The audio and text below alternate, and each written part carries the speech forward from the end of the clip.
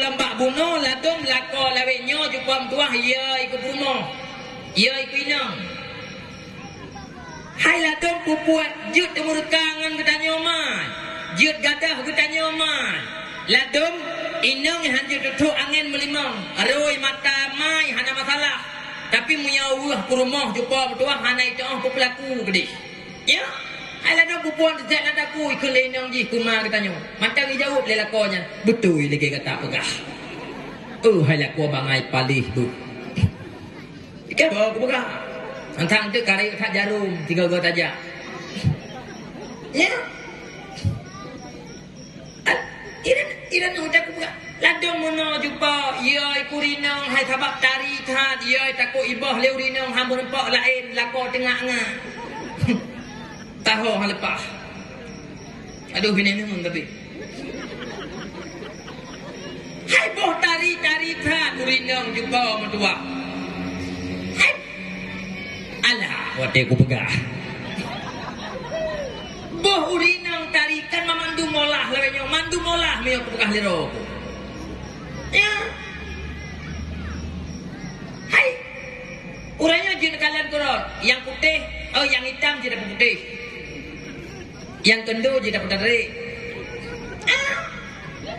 Hai, acin aja aku dah kuruku hurara bukannya. Kuatra yang hanai publa kurinang adu. Aji selat budak meyang baju mah kurinang putih pun. Oh hai patih matu. Putum i perut baju mah kurinang putih pun. Ai, pujian long pegah laganya. Letat laka laweknya jumpa mentua. Yang temerikang menurung syik gara-gara inang maka ji pegah. Tadum lako leweknya hanam pom le katanya. Maya baraje sekolah memkawin jumpa mentua hai. Iwo hanam mone. Kah hanai jok pen boh rame setengah kilo jupu jok kemai.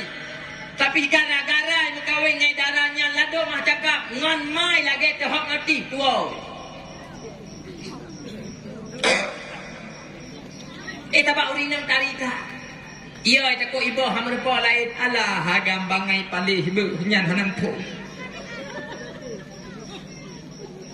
Boh mesti tari that gedanya urinang. Mesti hanya ku begah atak aku begah bah ku begah kita biu. Gedanya juga mentua wate darah te jamun muka teman-teman gleh putih luan gede bersih lagi anak saya balahi. Mesti kita begah. Orangnya anak miat buat bawah sapo ka. Ada tari that ditanya wate darah ti jamun. Anak miat buat bawah sapo, kelit purut orangnya komputih lagi jabru.